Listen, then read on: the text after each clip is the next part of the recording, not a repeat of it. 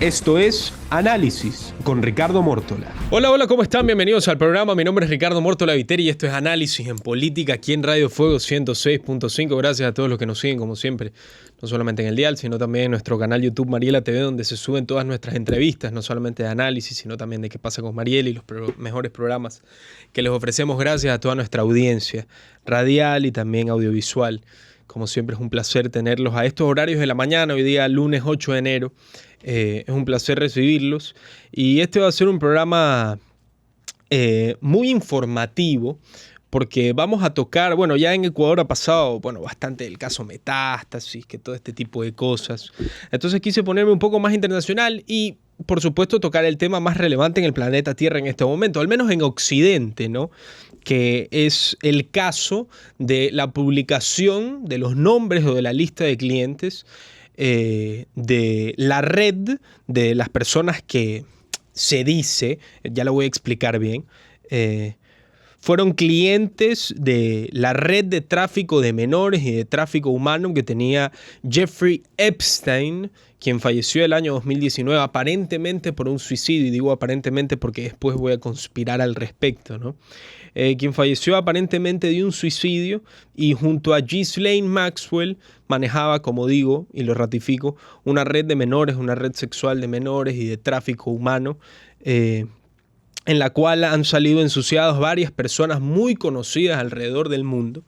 Y por supuesto yo me tomé la molestia de hacer un repaso, una especie de resumen, una historia lineal sobre la vida de Jeffrey Epstein, ¿no? Porque Epstein fallece en 2019 y recién, casi 5 años después, porque fallece a mediados, casi finales, en julio-agosto del 2019 fallece. Entonces casi 5 años desde el fallecimiento de Epstein y recién ahora, años después, sale estos nombres de los que aparentemente podrían ser los clientes de los servicios sexuales que ofrecía Jeffrey Epstein a base de la red de tráfico de menores que él manejaba, ¿no? Y hay que aclarar una cosa porque tal vez la gente se confunde y se queda solamente con el contorno, se podría decir, con lo de arribita nomás, con la punta del iceberg. Esto que ha salido ha sido una publicación ya de más de 900 páginas ya de interrogatorios y de declaraciones hacia por parte de las supuestas víctimas de Jeffrey Epstein y de su red de tráfico de menores, como digo. Y en estas declaraciones de varias personas que ya se tenían, solamente que una jueza las publicó hace poco, que de hecho las debió haber publicado en diciembre, pero permitieron que se publican a principios de enero para notificarles a las personas que estaban implicadas en estas declaraciones, sepan, vamos a publicar esto, y de hecho se dice que varias personas lograron que no se publique sus nombres porque apelaron judicialmente en que su vida podía tener cierto riesgo, podía haber riesgo para su familia, etcétera, etcétera. Entonces, los nombres que han salido por ahora no son todos. Entonces, estos nombres han saltado en declaraciones les pongo un ejemplo, de chicas que les preguntaron, oye, ¿tuviste a Clinton en el avión de Epstein? Y la chica dijo, sí lo vi. O una chica le preguntaron, ¿tú lo viste a Trump en la mansión de Epstein? Y una chica dijo, no lo vi. Entonces, son declaraciones, ya no es nada, todavía es un juicio que se está llevando a cabo, ¿ya? Y todavía hay muchas verdades por conocer y hay mucho misterio detrás de esas verdades. Entonces voy a hacer, como digo, una historia lineal de quién fue Jeffrey Epstein, de cómo ascendió, porque esa es la pregunta del millón, ¿no? ¿Cómo es que este señor de la nada tenía esta red? Porque las personas de a pie no nos podemos imaginar cómo una persona de clase trabajadora como era Jeffrey Epstein, que de hecho el padre era jardinero en Nueva York y la madre era ama de casa. No es que es un chico que venía de cuna de oro. O sea, eso hay que dejarle claro. ¿Cómo es que llega a tener este poder, a tener todo este dinero y a tener esta capacidad de merodear 20, 30 años en el planeta Tierra con todas las acusaciones que tiene por detrás? Porque las acusaciones que tiene no solamente son o que tuvo, porque ya falleció Jeffrey Epstein, hay que recalcarlo, en circunstancias muy sospechosas. No solamente tuvo esas acusaciones, sino que en los años 90 ya era un gran estafador económico, de esquemas Ponzi, todo eso lo voy a explicar. Pero antes antes de ir a la línea de tiempo, quiero empezar con los nombres más importantes del caso de Jeffrey Epstein, por supuesto, para usarlos como piqueo y ya después nos adentramos a la historia de quién fue un magnate pedófilo y líder de una red de pedofilia y de tráfico humano. Por supuesto, tengo que comentarles que yo comencé mi día tomando una deliciosa taza de café Nescafé Gold y no lo cambio por nada, por su aroma intenso y delicioso sabor que es perfecto para acompañar mis mañanas. ¿Y tú? ¿Ya probaste tu Nescafé Gold? Encuéntralo hoy mismo en tu tienda más cercana, tan solo $1. A mí no me gustaba el café y ahora que tenemos Nescafé Gold, que descubrí Nescafé Gold, aquí me ven tomando café, así que salud para empezar bien la mañana. Bueno, ahora sí, vamos con los nombres de la lista de Jeffrey Epstein. Bueno, el más conocido, el príncipe Andrés. Cabe recalcar que este tema hace 5 años era teoría de conspiración, ¿no? Ahora sale a la verdad y pues ciertas personas están felices y otras están estupefactas, ¿no? Porque si hace 5 o 6 años tú decías, bueno, de que ciertos actores y ciertas personas de Hollywood y ciertas personas ligadas al Partido Demócrata están alineadas con Epstein, que es un pedófilo y un traficador de menores, si tú decías eso, eras un chiflado de extrema derecha. No, ya bueno, ya salieron las cosas. Vamos con el príncipe Andrés. Johannes Hoiberg, me imagino que es un apellido sueco o nórdico. Una de las víctimas de Jeffrey Epstein relató un incidente en el que el príncipe Andrés supuestamente colocó la mano en el pecho mientras posaban para una foto. De hecho, esa foto es pública. Se puede ver en Google, la pueden encontrar donde ustedes quieran. En presencia de Virginia Giuffre y Ghislaine Maxwell, que hago un paréntesis, Ghislaine Maxwell fue la compañera, la confidente y la novia. Nunca se casó con Jeffrey, ¿ya? Pero era, digamos, la partner in crime, la compañera, el Robin de Batman de Jeffrey Epstein, en el control y en el poder que tenían sobre esta red de tráfico de menores, ¿no? El incidente tuvo lugar en marzo de 2001 en la mansión de Epstein en Nueva York, donde Hoiberg, la víctima entonces de 21 años, y otras jóvenes, incluyendo a Giuffre, se encontraban con el príncipe, una de las supuestas esclavas sexuales de Epstein, conocida solo como Jane Doe 3, porque esto es algo interesante también. En los documentos se menciona a ciertas personas por su nombre y en los documentos se mencionan a ciertas personas por alias. Jane Doe 3, bueno, habrá un montón de alias para esconder, ¿ya?, las identidades de estas personas, ¿no? Entonces, como estaba diciendo, Jane Doe 3, esta persona anónima, afirmó que le dijeron que tuviera relaciones sexuales con el príncipe Andrés durante una orgía. Específicamente, explica, Epstein le dijo que le diera al príncipe todo lo que le exigiera, o sea, que le diera todo lo que exigiera su majestad, ¿no?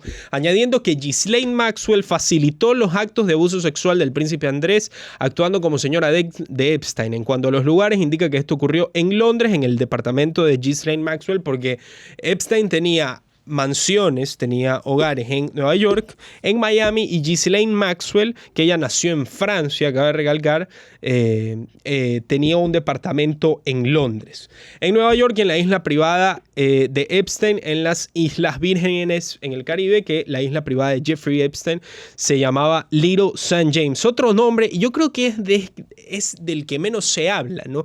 Porque probablemente Bill Clinton sea la persona que digamos que si es que había un escándalo de estos, iba a estar implicado, ¿no? Y ya tiene un bagaje, porque Bill Clinton estuvo implicado en el escándalo de Mónica Lewinsky, ¿no? Como ustedes recordarán, cuando Bill Clinton fue presidente de Estados Unidos del 92 al 2000, pues él tenía a su asistente, Mónica Lewinsky, que pues lo asistía, para decirlo de una manera linda, en sus necesidades bajas, ¿no?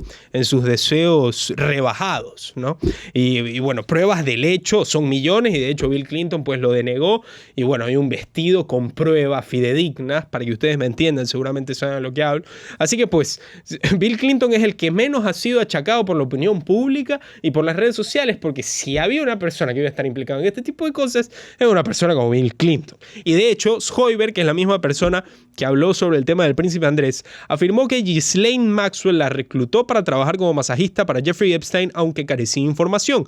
Schreiber, quien fue forzada a realizar actos sexuales con Epstein, mencionó que le dijo que a Bill Clinton le gustaban las jóvenes, ¿ya? Eso lo mencionó Epstein. Eso es lo que quiero que entiendan, de que no es que todo lo que se dijo en los documentos lo dijeron las personas o no. O sea, son varias declaraciones, varios puntos de vista. Eso es lo que hay que entender, ¿no?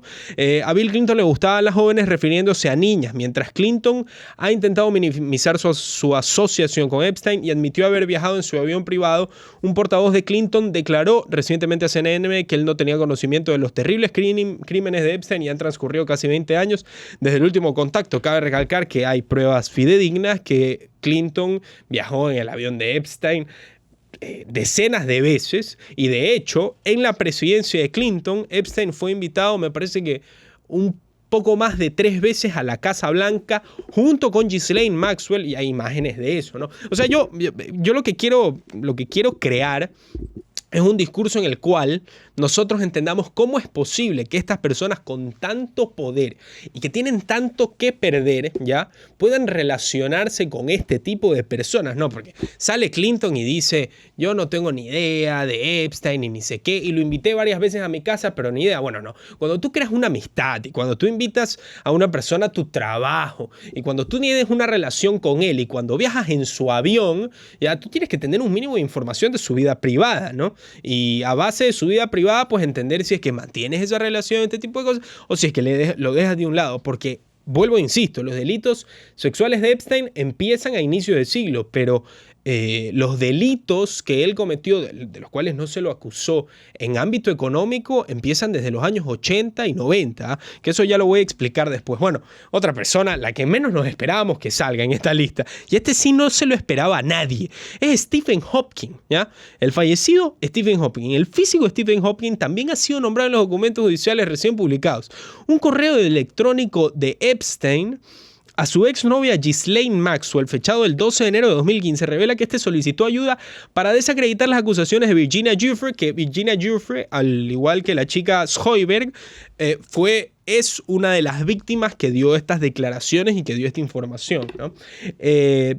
Desacreditar las declaraciones de Virginia, sugiriendo ofrecer una recompensa a quienes apoyen su afirmación de que estas acusaciones son falsas, mencionando específicamente una cena con Bill Clinton y una supuesta orgía con menores en las Islas Vírgenes en la que Stephen Hawking supuestamente habría participado. ¿De qué manera habría participado Stephen Hawking? No me pregunten, no lo sé y no me consta. Stephen Hawking visitó la isla privada de Epstein en 2006 durante una conferencia, aunque no está claro por qué estaba en la isla o por qué Epstein quería refutar específicamente la acusación de la orgía. Se sabe que el magnate invitaba a figuras públicas a disfrutar de su hospitalidad. De hecho, Hawking fue fotografiado asistiendo a una barbacoa y participando en un tour submarino alrededor de una isla. De esto hay imágenes, no se preocupen, todo esto está confirmado y confirmadísimo. El 2006 ya se sabía, al menos en rumores, porque el primer caso formal que se hizo contra Jeffrey Epstein, que fue el más conocido, que fue el año 2008, que se lo voy a explicar más adelante, ya el 2006 ya se sabía que Jeffrey Epstein, del 2002 al 2005, tenía ciertas acusaciones, ¿no? Yo les voy a decir una cosa, ¿ya? Yo, como persona individual, si es que me dicen que un amigo mío anda en estos malos caminos de que le gustan las chiquitas menores de edad y que hace fiestas raras y todo este tipo de cosas, yo lo primero que voy a hacer, ¿ya? Yo lo primero que voy a hacer es que voy a decir, bueno, no voy a ir a su casa, le voy a hablar lo menos posible, no me voy a meter en el tema porque si no yo salgo ensuciado. ¿Qué hacías en su casa cuando él andaba en esos lares? ¿Ya? ¿Qué hacías en su casa? ¿Qué hacías con esta persona? Y estamos poniendo de ejemplo a mí. Imagínense Stephen Hawking, que es un físico conocidísimo y que es un físico que fue un físico respetadísimo en ámbito mundial por la teoría del todo y todas las investigaciones y todos los descubrimientos que hizo en ámbito físico, en materia de la física, ¿no? Y que él se venga a relacionar con este tipo de personas, te resulta que sales mal parado, ¿no? Entonces, o eres lo suficientemente tonto para relacionarte con esta persona y ser inocente, o te relacionaste con esta persona por algo, ¿no? Por algo. Entonces Stephen Hawking también entró en esta isla, en estos nombres, en esta lista de nombres, entre otras personas reconocidas como Oprah Winfrey. Bueno, salieron muchísimos nombres más, que realmente yo creo que es, como digo, el contorno, es la punta del iceberg de esta historia, porque lo que hay detrás de esta historia son las preguntas siguientes. Primero, ¿quién es Jeffrey Epstein? ¿O quién fue? Perdónenme, Jeffrey Epstein, que ya falleció el año 2019 supuestamente por suicidarse. Ya vamos a repasar el tema. ¿Quién fue Jeffrey Epstein y por qué hace esto? ¿No? ¿Por qué? O sea, ¿por qué? ¿Cuáles pueden ser los deseos o los vehículos o lo que mueve a una persona a llevar a cabo todo este tipo de delitos y crear esta red sexual y tener una isla para la perversión y tener un avión para llevar a personas a esa isla para que se sacien sexualmente? O sea, ¿por qué? ¿Por qué tanto riesgo? ¿Qué es lo que había detrás? Porque antes de esto, Epstein ya era multimillonario, que se sepa. Ya lo voy a explicar, como digo, en la historia lineal que les tengo aquí ya guardadita, bien calientita, ¿no? Pero lo que quiero que entiendan es que lo que queremos descubrir en este programa, y quédense conmigo, para intentar llegar, no se puede llegar a la verdad absoluta, pero al menos llegar lo más cercano posible a la verdad, conspirando un poco, porque se tiene que conspirar. Si no fuera por los que hace 5 años eran teóricos de la conspiración, probablemente 5 años después no hubiese salido esa verdad que tanto se presionó, de que tantas personas de Hollywood y el mainstream media estaban metidas en estas cosas. Bueno, lo que resultó ser conspiración ahora es verdad. Entonces esa presión también cabe, ¿no? Entonces quédense conmigo, los invito a conspirar sobre la historia de Epstein, sobre las pruebas que tenemos a la mano y qué pudo haber hecho que Epstein se convierta en este monstruo de la red de tráfico de menores y de red de tráfico humano junto de la mano de Ghislaine Maxwell. Jeffrey Epstein nació el 20 de enero del año 1953. Nació en 1953 en la ciudad de Nueva York, de padres judíos. Ambos padres eran judíos. El padre, de hecho, era jardinero. ¿Por qué les digo esto? Para que entiendan que Jeffrey Epstein no venía de cuna de oro y no es que su familia era multimillonaria. No, él escaló la pirámide, escaló la sociedad económica y socialmente hablando, ¿no? Padre jardinero que trabajó en el New York City Department of Parks and Recreation, en su traducción al español, en el Departamento de Parques y Recreación de la ciudad de Nueva York. La madre era ama de casa. De hecho, Epstein era muy destacado en sus estudios, en sus recientes estudios, y era un chico muy talentoso. A los 5 años ya había aprendido a tocar el piano y se graduó a los 16 años del Lafayette High School de la ciudad de Nueva York. O sea, él se graduó 2 años antes de lo normal. Los chicos generalmente se gradúan de 18, este señor se graduó a los 16 años. Y el 71, con apenas 18 años, ingresó a la Universidad de Nueva York, a NYU, a estudiar ciencias matemáticas y se salió el año 1974 sin título alguno. Hizo Dropout, como hizo en su momento Mark Zuckerberg. Bueno, él también hizo Dropout, dijo: no voy a estudiar, no voy a tener título, al carajo, me salgo. Entonces, el año 74, con 21 años, se salió de la universidad y empezó el año 74 con la docencia. Él fue presidente de física y matemáticas en la Dalton School de Manhattan, en la escuela Dalton de Manhattan, del año 1974 a 1976. Ahí, como profesor, hizo su primer gran vínculo, su primer contacto, ¿no? Ese primer contacto fue Alan Greenberg, que en ese momento era director de Bear Stearns, que en su traducción al español Bear es oso, ¿ya? Bear Stearns, que es una banca de inversión americana, donde después él trabajó del año 76 al año 81. Este señor Alan Greenberg, que era padre de alumnos de Jeffrey Epstein, ¿no? Los hijos de Alan Greenberg eran alumnos de Jeffrey Epstein. Entonces ahí el man hizo el vínculo. Cuando este señor fue a ver las notas de los hijos al colegio y tuvo que hablar con el profesor de física y matemática, que generalmente son las materias más complicadas, este señor Epstein dijo: a este señor Greenberg le guardo el contacto, le pido el número. Y efectivamente, del 74 al 76 fue profesor y dijo: no más. Del 76 al 81 se fue a trabajar a la banca de inversión americana Bear Stearns, donde trabajó con el señor Alan Greenberg. Después, en el año 1981, fundó la Intercontinental Assets Group, que es una empresa de consultoría que él creó. Se decía que Epstein era un agente de inteligencia ya en ese entonces. Él tenía un pasaporte austríaco con nombre falso y mostraba que su residencia era en Arabia Saudita. Desde ese entonces ya se rumoraba, y ya voy a donde quiero llegar, porque seguramente ahorita están diciendo como que agente de inteligencia. Bueno, desde ese entonces se decía, o la gente rumoraba, que este señor Epstein era agente de inteligencia porque nació en Nueva York, apellido Epstein, de padres judíos, tenía un pasaporte austriaco y decían que su residencia era Arabia Saudita. ¿Por qué? Allá voy. La periodista de investigación Vicky Ward, quien fue periodista senior de la CNN en inglés, reportó en una investigación periodística que un exfuncionario de alto rango de la Casa Blanca le dijo al fiscal general del Distrito Sur de Florida, Alexander Acosta, quien manejó el caso penal de Jeffrey Epstein en 2008, que Epstein pertenecía a la inteligencia y que había que dejarlo en paz. Explico lo que acabo de decir. Jeffrey Epstein en el año 2008 fue acusado por pagar a menores de 18 años para realizar actos sexuales en su mansión en Manhattan entre el año 2002 y el año 2005. ¿Correcto? En eso estamos de acuerdo. Perfecto. Cuando lo acusan y cuando se lleva a cabo el juicio el año 2008, estoy haciendo un flash forward de la historia, ¿no? Y esta periodista, Vicky Ward, ex periodista senior de la CNN, hace esta investigación.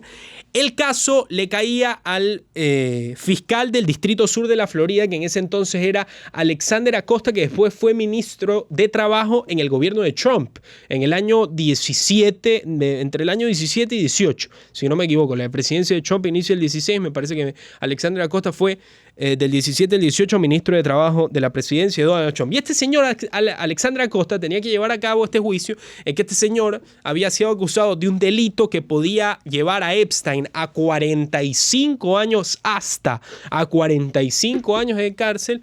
Y este señor Acosta recibe una llamada, o no sé cómo, no se reporta, pero se reporta que una persona de alto rango de la Casa Blanca le dijo: mira, con Epstein no te metas, es en la inteligencia, hay que dejarlo en paz. Así que ya empezamos ahí con el tema de Epstein, y por eso quise recalcar el tema de que se decía ya en los 80 que era una persona de la inteligencia, y resulta que Alexander Acosta en 2008 le dijeron que era persona de la inteligencia. Ahí hice el flash forward. Voy a seguir con la línea y ya voy a llegar a qué me refiero con Epstein como agente de inteligencia, porque yo creo que esto no se ha hablado mucho, pero hay que prestarle mucha atención. Durante su consultoría en la empresa que él fundó, que es Intercontinental Assets Group, él ayudó a gente muy famosa. Ana Obregón, actriz española que heredó la gran fortuna de su padre, y entre esos también al empresario saudí Adnan Khashoggi. Este señor Adnan Khashoggi fue el intermediario de transferencia de armas estadounidenses, ¿ya?, de Israel a Irán como parte del asunto Irán-Contra en la década de los años 80. Como ustedes saben, el asunto de Irán-Contra, que fue en la presidencia de Ronald Reagan, me parece que fue del año 85 al 86. El tema de Irán-Contra fue muy simple. Estados Unidos le prestaba armas a Irán, le pasaba armas a Irán a pesar de que había un veto estatal en el cual Estados Unidos no podía pasarle armas a Irán. A pesar de eso, Estados Unidos le pasaba armas a Irán y permitía que se puedan lucrar del dinero del narcotráfico para poder hacerle contraparte a los grupos armados sandinistas en Nicaragua y sandinistas que se estaban expandiendo en Centroamérica. Eso es el caso de Irán-Contra. No es el caso de este programa, pero lo explico para que tenga un buen contexto. Entonces, este señor saudí al cual ayudó o se podría decir que aconsejó Jeffrey Epstein, Adnan Khashoggi tenía este papel muy importante en la intermediación en la transferencia de armas de Israel a Irán en el tema de Irán-Contra, ¿no? Conoció también a Stephen Hoffenberg, que este señor Stephen Hoffenberg, porque Epstein eso es lo que hacía, ¿no? Fundaba empresas, conocía a gente, fundaba empresas, conocía a más gente, ¿no? Y una de las personas que conoció fue Stephen Hoffenberg, que, como digo, fue propietario del New York Post, y ojo con el dato, falleció el año 2022, fue hallado muerto en su departamento en Connecticut y no se sabe la causa de su muerte. Y ya les voy a decir cuál es la conexión que tenía Epstein con este señor Stephen Hoffenberg. También conoció a John Mitchell, entre otras personas, que John Mitchell fue ex fiscal general de Estados Unidos entre el 69 y el 72. O sea, cuidado, Epstein se codeaba con peces gordos. Hoffenberg contrató a Jeffrey Epstein en el año 1987 como consultor para su empresa Towers Financial Corporation, que era una agencia de cobranza y compra de deudas para hospitales, empresas, etcétera, etcétera, todo este tipo de cosas. Pero ambos, maléficos, maquiavélicos, empezaron a utilizar esta empresa para ser asaltantes corporativos. ¿Qué es ser un asaltante corporativo? Para que la gente no entienda en términos económicos. Un asaltante corporativo es una persona que tiene mucho dinero, ¿ya? Y que ve las acciones de una empresa infravaloradas y las empieza a comprar a full. Las compra todas o la gran mayoría. ¿Para qué? Para que cuando ya tenga las acciones de esa empresa y ya sea dueño o propietario en gran parte de esa empresa, haga cambios en el aspecto estructural y organizacional de la empresa para que la empresa gane réditos económicos o gane puestos en la bolsa de valores o en el mercado y puedan ellos ganar dinero. Se podría decir que son personas que buscan estas oportunidades económicas para hacer plata. Una de las empresas que fue víctima de Jeffrey Epstein y de este señor Hoffenberg, que no fue víctima exitosa, para ponerles un ejemplo, fue Pan American Airways, la aerolínea ya extinta, muy famosa en la década de los 70 y 80 en los Estados Unidos. Por supuesto, la empresa Towers Financial colapsó, implosionó esta empresa en la cual trabajaron 6 años Hoffenberg y Epstein de la manito. ¿Por qué? Porque en 1993, 6 años después de que Epstein empezó a trabajar en esta empresa, se perdieron de esta empresa $500 millones de inversores. ¿Por qué? Por un esquema Ponzi. Un esquema Ponzi es más o menos lo que pasó con Don NASA aquí en Ecuador. ¿Qué es el esquema Ponzi? El esquema Ponzi es lo siguiente. Yo, Ricardo Mórtola, le pido plata, le pido $5,000 a Pepito. Pepito, dame $5,000 que yo ahorita vengo en 3 meses y te los duplico y te los hago 100,000. Pepito 1. Después voy con Pepito 2 y le digo, dame $100,000 que yo te los triplico en 6 meses. Entonces la plata que me da Pepito 2 se la doy a Pepito 1. Entonces Pepito 1 ya confió en mí. Entonces le digo, mantén tu plata en mí como si yo fuera una especie de banco y te hago crecer el dinero. Ese es el esquema Ponzi, estar pidiéndole a las personas, dame plata, que yo te la hago crecer y tú le muestras la plata de la otra persona que se la pediste para que vea que eres una persona confiable. Ese es el esquema Ponzi y eso fue lo que pasó con Jeffrey Epstein. De hecho, Hoffenberg y Epstein estaban involucrados. Afirmó que Epstein estaba involucrado, valga la redundancia, pero salió de la empresa sin problema. No le hicieron un caso, no le hicieron un juicio, no pasó absolutamente nada con este señor Jeffrey Epstein, que desde ese entonces ya empezaba a hacer sus malicias en ámbito económico primero y después en ámbito sexual y pervertido. El año 1988 fundó Jeffrey Epstein & Company, donde uno de sus clientes fue Leslie Wexner, ex CEO de Victoria's Secret y Limited Brands, ¿ya? ¿Qué pasa con Epstein y con Wexner? Epstein se convirtió en el asesor financiero de Wexner prácticamente en su mano derecha. Le entregó total poder notarial. ¿A qué me refiero con poder notarial? O sea, Jeffrey Epstein, de este señor, de este magnate multimillonario llamado Leslie Wexner, que es el dueño, ex CEO de Victoria's Secret, ¿ya? La famosísima tienda de ropa interior femenina Victoria's Secret. Este señor Wexner le tenía tanta confianza a Epstein que le entregó todo el poder notarial. O sea que Epstein podía hacer préstamos a nombre de Wexner, podía firmar cheques a nombre de Wexner, podía cobrar deudas a nombre de Wexner, podía hacer inversiones a nombre de Wexner. O sea, Epstein, este señor Wexner le tenía total confianza absoluta a este señor Epstein, ¿no? Y en el año 1995 se convirtió en el director de la Fundación Wexner. Epstein asistía también, hay que decirlo, porque desde ese entonces, o sea, ya era un pervertido. En el año 95 ya asistía a desfiles de moda de Victoria's Secret y invitaba a las modelos a su casa, a su mansión en Manhattan y, por supuesto, las ayudaba a conseguir trabajo, ¿no? Digamos, como se conoce se podría decir que el hombre era un filtro para ver si la señorita conseguía trabajo o no. Eso es lo que se rumora, ¿no? Pero, o sea, si estamos hablando de este señor Epstein, que tenía una isla de niños chiquitos, o sea, invitar a modelos a su casa para hacer cositas y para después darle trabajo, o sea, para el hombre eso simplemente es la entrada del pastel, o sea, ni siquiera es el plato gordo, vamos a hablar las cosas claras, ¿no?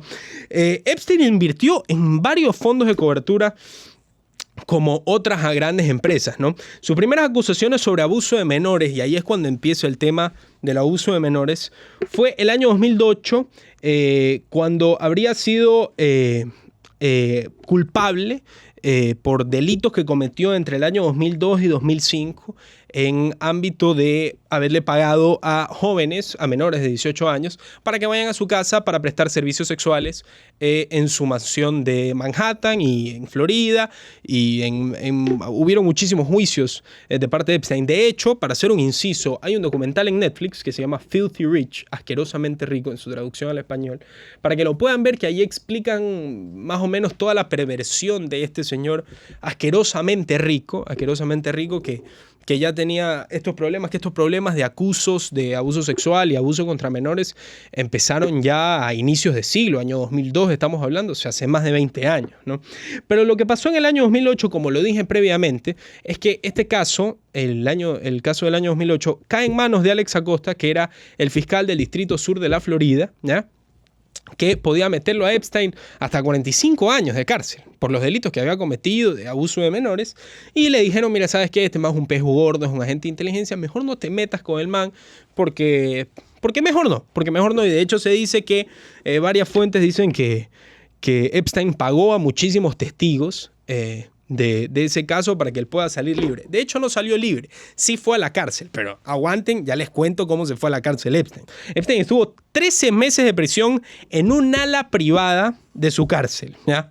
Podía salir a trabajar, escúchenme, 12 horas al día, o sea, estaba en la cárcel, en un ala privada, ni siquiera donde estaban los duros de los delincuentes, porque si vas a la cárcel y tú violabas niñas, te matan, te hacen de todo, ¿no? Lo pusieron en su ala privada con Netflix y con comida gourmet y con la cama bien acolchada y todo este tipo de cosas, ¿no? Lo pusieron en el ala privada, podía salir 6 días, de 7 a la semana, 12 horas al día para trabajar.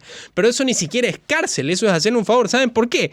Porque en la cárcel le daban de comer, le daban luz. O sea, el hombre no tenía que gastar luz, agua y comida para sus mansiones. Entonces le hicieron un favor al hombre al tenerlo 13 meses en la cárcel. Increíble, increíble. Hacemos flash forward, por supuesto, ya al año 2018, en noviembre, porque de hecho se firmó, y eso lo voy a profundizar después en un rato. Ya vamos a terminar. Voy a profundizar después con el tema de la gente y con lo que pasó entre el año 2008 y 2018.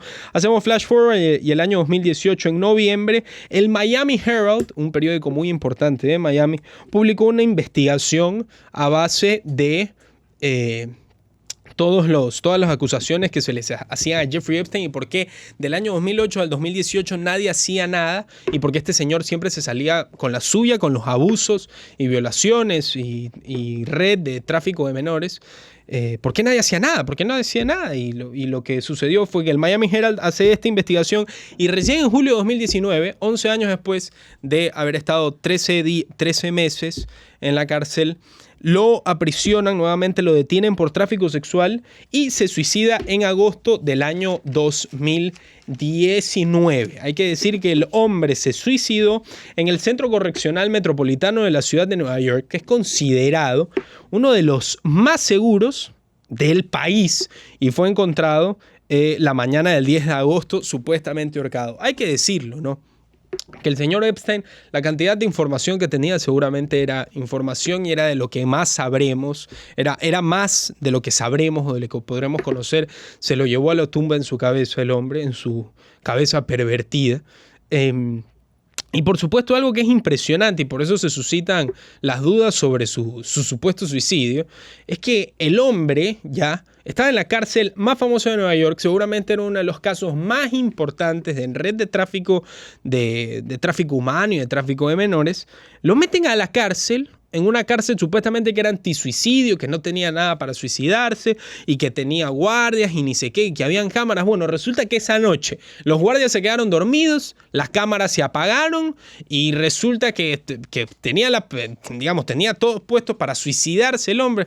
No me vengan con cosas. Lo más probable, y voy a conspirar, es que lo hayan dado de baja, como se dice aquí. O como se dice en la Argentina, lo mandaron a dormir al hombre, ¿ya? No voy a decir más porque no tengo pruebas del caso, no, pero o sea, qué conveniente que se haya suicidado en una de las correccionales más seguras de los Estados Unidos, o sea, y con la importancia que tenía el caso de este hombre, que podían caer cientos de personas, por favor. Bueno, al lado de Jeffrey Epstein, seguramente las personas que conocen un poco del caso dicen, ¿y cómo es que no has hablado de Ghislaine Maxwell? Bueno, allá voy. Ghislaine Maxwell, que sigue viva y está en la cárcel en este momento, es hija de quien fue Robert Maxwell, que Robert Maxwell era un empresario multimillonario y propietario de Mirror Group Newspaper, que el Mirror Group Newspaper, para ponerles un ejemplo, uno de los periódicos que tiene en el Reino Unido es el de Mirror, que es un medio de comunicación muy importante. O sea, este señor era un magnate multimillonario que manejaba muchísimos grupos de periódicos. O sea, realmente el man estaba en la onda y fue militar y empresario y inversor, bueno, todo este tipo de cosas. Esta señora, Ghislaine Maxwell, la hija de Robert Maxwell, facilitaba los encuentros de explotación de menores junto a Jeffrey Epstein y fue detenida el 2 de julio del año 2020 y declarada culpable en 5 de 6 cargos, incluyendo prostitución infantil y tráfico humano, ¿ya? Entonces esta señora Maxwell nunca se cosió con Jeffrey Epstein ni nada por el estilo, simplemente era la amiguita que le acolitaba a la huevadilla, ¿no? Para que ustedes me entiendan, era la que le acolitaba esta señora Ghislaine Maxwell. Algo que es increíble, ¿no? Porque hablamos de los documentos que tenía Epstein guardados y ya voy a profundizar con el tema de Ghislaine Maxwell. El día 7 de julio del año 2019, cuando a Epstein ya lo habían capturado, cuando ya lo habían puesto en prisión preventiva, a espera de un juicio, etcétera, etcétera, el FBI allana su casa, ¿ya?, en Nueva York, el 2019, y encontró una cantidad impresionante, y esto es un hecho que está probado, que se tocó en los medios de comunicación en su día, y que de hecho hay imágenes de esta supuesta caja. Esta caja supuestamente tenía una cantidad de CDs y discos duros de todo, ¿ya? Que tenían imágenes y videos de mujeres y menores desnudas. O sea, en esos videos y en esos discos duros había una cantidad de información impresionante. Pero el FBI, casi como en un movimiento de una república bananera, dice, bueno, no tenemos el respaldo legal ni tenemos la garantía como para poder tomar estas pruebas y llevárnoslas al cuartel para ver los videos y para hacer las acusaciones que se tengan que hacer. Entonces el FBI tuvo que dar un paso atrás, dejó la caja ahí como estaba, le tomó una foto y la foto es pública, le tomó una foto a esta caja que existe. Se fue el FBI y regresan 4 días después con la orden de allanamiento para llevarse esos videos. 4 días después ya no estaban esos videos, ya se habían desaparecido. El abogado de Epstein seguramente entró, o entró la hermana, o entró el primo, o entró el vecino y se llevó esos videos que seguramente le hubieran dado mucho más bagaje al caso, ¿no? Yo digo estas cosas porque estas son las rarezas que pasaron en este caso de cuánto poder tenía Epstein, ¿no? Cuánto poder tenía Epstein, y ahí es cuando voy a llegar. Yo hablé hace unos minutos nada más de que en los 80 y 90 se decía que Epstein era un agente de inteligencia, ¿ya? Algo interesante que hacía este señor Jeffrey en todas sus mansiones es que él tenía cámaras, ¿ya?, en todos los rincones de sus mansiones. Tenía cámaras de cuarto A, de cuarto B, en la entrada, en la salida, en todos lados, en las escaleras. Tenía cámaras en todos lados, ¿ya? Y los videos, ¿ya?, cuando efectivamente el FBI hizo los allanamientos y vieron ciertos videos que pudieron recuperar, ciertos otros que no se recuperaron, ellos veían cómo estaba estampado en los CDs, en los discos duros, en los cassettes, en lo que sea, o en las cámaras, en el video, el nombre de la persona que abusaba y el nombre de la chica menor o de la chica adolescente abusada. Yo les pregunto a ustedes, si un proxeneta tiene una casa, tiene un prostíbulo desconocido por las autoridades, un prostíbulo pues tapiñado, en el cual tiene chicas menores de edad, ¿ya? Prostitutas de menores de edad, para que las personas, los pervertidones, vayan y hagan sus cosas y hagan sus barbaridades, ¿no? Digamos que esta boda existe.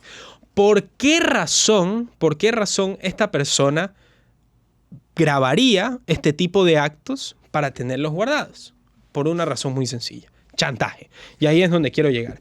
¿Por qué Jeffrey Epstein hizo todo eso? Esa es la pregunta que todas las personas nos hacemos, y es la pregunta que queremos descubrir. ¿Por qué Epstein tenía toda esta información de estas personas? Según el ex espía israelí Ari Ben Menashe, y aquí ya me voy de largo con la información que no se toca en los medios de comunicación tradicionales, sino que es información profunda que seguramente ya saldrá a la punta del iceberg, pero yo creo que ahorita la gente con Stephen Hawking y con Bill Clinton y con Oprah ya se está riendo bastante. Entonces ya tuvieron bastante información, ya eso tiene que pasar de moda para que la gente profundice un poco más. Pero para eso estoy yo también, para apoyarlos, para que se vayan un poco más al fondo en la razón que hay detrás de toda esta red que tenía Jeffrey Epstein.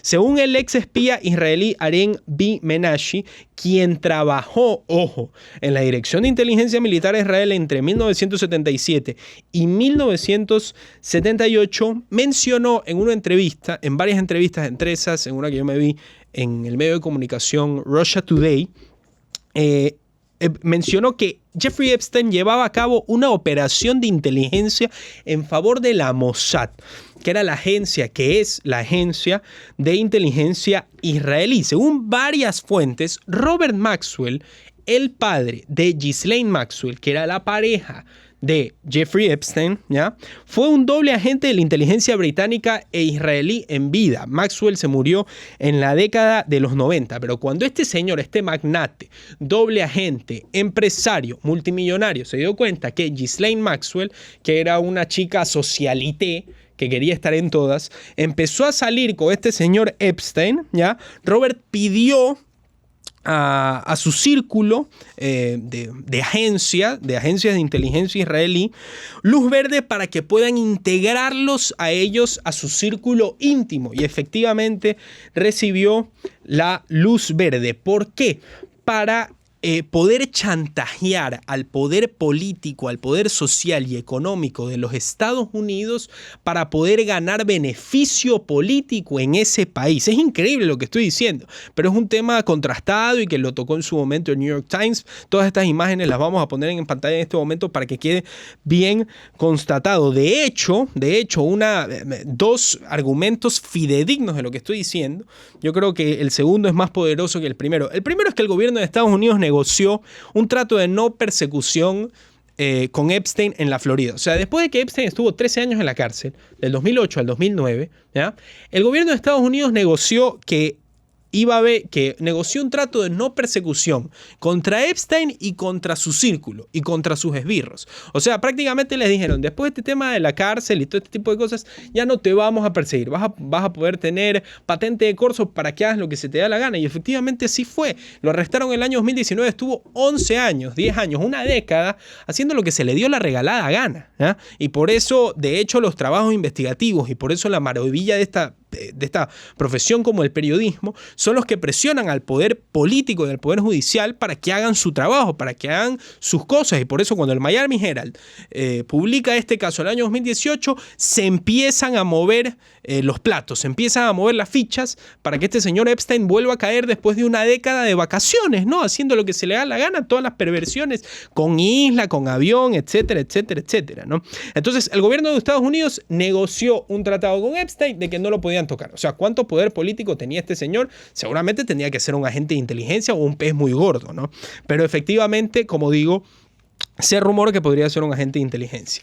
La segunda prueba fidedigna, y esta es la mayor, y ya para finalizar el programa y agradecerles, es que el año 2015 el periódico israelí Haaretz informó que Epstein invirtió en una empresa startup que se llama Reporting Homeland Security, que después fue bautizada como Carbine el año 2018, que estaba conectada con la industria de defensa israelí. O sea, Epstein hizo una inversión que él invertía en empresas, en todo tipo de cosas. Él hizo una inversión ya multimillonario en una empresa, que estaba encabezada, que el líder y director de este startup era el ex primer ministro de Israel, Ehud Barak, que fue primer ministro del año 99 al 2001 en Israel, así como lo estás escuchando.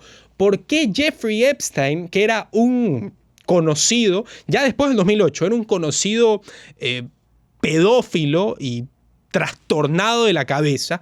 ¿Cómo es posible que una empresa manejada por un ex primer ministro de un país aparentemente tan respetable como Israel permita que ese dinero de esta persona entre a su empresa? Es sospechoso.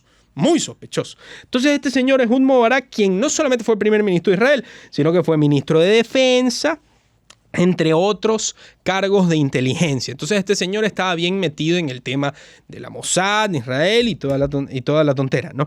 Epstein y Barak eran cercanos y de hecho este señor, Ehud Barak, vuelvo y repito, primer ministro de Israel, ministro de Defensa de Israel. Este señor llegaba al apartamento de Epstein en Manhattan, así como me están escuchando.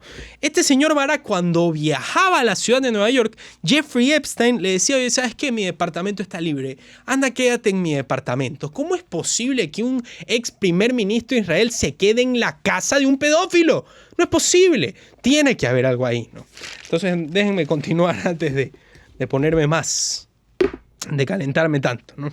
En abril de 2008, como digo, Epstein, y estas son las pruebas que tengo, el año 2008 Epstein de hecho se fue a Israel y se reunió con varios científicos de investigación y visitó varias bases militares israelíes. Así que el vínculo entre Epstein e Israel está. La teoría de conspiración que muchas personas dicen que es la prueba que yo no tengo, pero queremos acercarnos a la verdad lo más posible, es que probablemente Epstein, ya toda la red que tenía y todas las acciones que llevó a cabo de facilitarle servicios sexuales de menores a personas famosas, a personas influyentes, empresarios, era para chantajearlos y para ganar poder político en favor de un país, en favor de una agencia, en favor de una corporación, en favor de una ideología. No lo sé, no me consta, pero que una persona como Epstein venga y grabe y archive todo lo que hacían los pervertidos de sus amigos en sus casas, ¿ya? Para que después salgan a la luz o para chantajearlos. Bueno, tiene que haber un móvil por detrás. Tú no chantajeas a alguien por cualquier cosa, pues, ¿no? Y Jeffrey Epstein era un magnate multimillonario. ¿Qué le va a estar chantajeando le pongo un ejemplo, a Oprah por $1 millón? Seguramente para Epstein $1 millón es para lo que usted y para mí son $5. Entonces, ¿de qué estamos hablando? Entonces, había un móvil que hay por detrás. Y yo quiero finalizar, y ahorita sí ya finalizo, Emil. Finalizo, te prometo. Es cuando el tema ya se pone un poco más turbio, ¿no? Y ahorita sí ya me voy a poner turbio. Y esto es información constatada, de hecho, por el New York Times. Yo que siempre me quejo que los mainstream media no son fiables, etcétera. Pero cuando salen los mainstream media, ya ahorita sí la información ya vale, ¿no? Entonces voy a constatarme a base del New York Times. Jeffrey Epstein tenía una mansión en Nuevo México, un rancho de 33,000 metros cuadrados. Epstein era un aficionado del transhumanismo y la mutación genética, ¿ya? Y quería utilizar su rancho en Nuevo México, el estado de Nuevo México en Estados Unidos está un poco en el centro sur de los Estados Unidos, ¿ya? Él quería utilizar su rancho para congelar su semen, ¿ya? Así como me están escuchando. Y vamos a poner las imágenes en pantalla para que puedan ver los reportes oficiales que hizo el New York Times, el famosísimo New York Times, ¿ya? Para inseminar artificialmente a decenas de mujeres. Insisto, reporte del New York Times. Esta fue una de las razones, esta es una de las sospechas que hay detrás de Jeffrey Epstein. Y otra sospecha que hay detrás de Jeffrey Epstein, y nosotros tenemos que mover todas las cartas, ¿no? ¿Por qué las jóvenes? ¿Por qué las orgías? ¿Por qué la isla? ¿Por qué el avión? ¿Por qué el chantaje? ¿Por qué todo? Detrás de todo esto, y esto lo agrego yo como información personal, muchos cultos antiguos, ¿ya? En Estados Unidos que se mantienen vigentes, creían que hacer rituales ocultos de sexo tántrico les prolongaba la vida a las personas. Esto es historia real. Y de hecho me remito a un libro que se llama The Unexplained Field Code and Occult. Traducido al español es El inexplicable El inexplicable documento de cultos y ocultos, que de hecho es un libro que escribió Peter Brooksmith y que el intro lo escribió Francis X. King. Este libro es un libro que habla pues de todo este tipo de magia negra, de rituales ocultos, de todo este tipo de cosas, que de hecho conspira sobre lo que hacían antes los reyes, los emperadores, etcétera, etcétera. Esto ya me van a decir que es teoría de conspiración, ¿no? Pero este libro, aquí como me escuchan a mí, hablando, que seguramente dicen, este man ya se puso a hablar pendejadas. Este libro subió su valor de mercado y en este momento se está vendiendo a $300 en Amazon. O sea, en este momento, con el tema de Epstein, la gente empezó a comprar este libro para poder informarse más sobre el tema sobrenatural que se podría decir que se rumora alrededor del señor Jeffrey Epstein. El libro, como digo, explica cómo antiguos reyes o emperadores creían que tener contacto sexual con menores les prolongaba la vida. De hecho, este libro, y esto ustedes lo van a poder constatar, es parte de los archivos de Stanley Kubrick. Stanley Kubrick fue el director de la película. Él basó su película Eyes Wide Shut, en su traducción al español Ojos Bien Cerrados, basó su película en este libro, la película Ojos Bien Cerrados, en efecto, con Tom Cruise como protagonista. Ustedes la podrán ver, es una grandísima película. Se trata de este señor que vive en Nueva York, que descubre que sus amigos millonarios tienen unas fiestas medio raras, que se ponen unas máscaras y que hacen rituales y que tienen sexo. Stanley Kubrick, cabe recalcar, después de esta película falleció, ¿no? O sea, se los lanzo como dato. No me quiero poner conspiranoico, pero se los lanzo como dato. Entonces, ¿qué tenemos aquí? Tenemos a una persona como Jeffrey Epstein, y ya dejo el libro, que tenía el cuaderno, perdón, donde tenía toda la información. Tenemos a este señor Jeffrey Epstein, que tenía esta red de tráfico de menores, que tenía a su parejita Ghislaine Maxwell, que el padre era un magnate, empresario y dueño de medios de comunicación, que escaló brutalmente en temas socioeconómicos y que después de convertirse en un multimillonario detrás de esquemas Ponzi, de fraudes empresariales, se montó esta red de menores, una red de menores que se descubrió a principios de siglo, por la cual debió haber sido acusado y condenado el año 2008 a 45 años de cárcel. No fue acusado porque ciertas personitas arriba le dijeron déjalo tranquilo. Estuvo 10 años libre porque firmó un tratado después con el gobierno de Estados Unidos de no persecución, ¿ya? De no persecución, grababa las cintas de las personas a las cuales les daba servicio de menores de edad, tenía santuarios de cultos extraños en una isla llamada Little St. James, ¿ya? En isla a la cual viajaba con su avión Lolita Express, que le pusieron Lolita porque las personas dicen que le pusieron así porque Lolita Express llevaban a menores de edad, entonces Lolita Express, ¿no? Tenemos a este señor que grababa, que chantajeaba, que tenía todo este tipo de información y que la guardaba, la atesoraba, siendo una persona multimillonaria. Yo les pregunto a ustedes me van a decir a mí que el señor Epstein es tan filántropo que, aparte de todos los millones que tenía, reclutaba niñas para darle placer a sus amigos pervertidos? Yo creo que no. Yo creo que hay algo detrás. Y yo creo que todos los argumentos que les acabo de dar crean tal vez una teoría un poco descabellada, tal vez una teoría que sea difícil de creer, pero yo sí creo que no es una locura pensar que detrás de esta red sexual de menores hay algo más que perversión sexual. Yo creo que detrás hay poder político, hay chantaje, hay extorsión y quién sabe si hay culto y ocultismo. Eso ya se los dejo a su criterio personal para que lo puedan investigar. Cabe recalcar, y con esto termino ya el programa y les agradezco, la película Sound of Freedom, que salió a mediados del año pasado, fue una película que hablaba sobre la lucha que había que tener sobre el narcotráfico, sobre el tráfico de niños y sobre el tráfico infantil. Esta película fue vilipendiada, fue destrozada, fue bajeada, fue menoscabada por todas las más grandes empresas, críticos y periódicos y reportes de Hollywood, diciendo que era una película de teoría de la conspiración, que era una película de teoría de la conspiración y que esto del tráfico de niños no existe. Bueno, medio año después se confirma que este tipo de cosas existen. Entonces, si es que en algún punto las cosas fueron teorías de conspiración y ahora son realidad, como dice uno de mis youtubers favoritos, Dross Rotzan, tal vez en efecto la realidad supera la ficción. Yo creo que con todos estos argumentos, yo creo que irse a pensar hasta lo peor no es ninguna locura. El caso de Jeffrey Epstein en este momento deja al mundo con la boca abierta y seguramente más información saldrá en estos días para que, como digo, ustedes, con la información que yo les doy y con la información que pueden conseguir, saquen sus propias conclusiones. Gracias a todos por estar con nosotros. Me despido ya, que estoy tardísimo. Ha sido un placer recibirlos aquí en Radio Fuego 106.5. Que tengan linda mañana de lunes. Cuídense. Hasta entonces. Chao, chao. Esto fue Análisis con Ricardo Mórtola.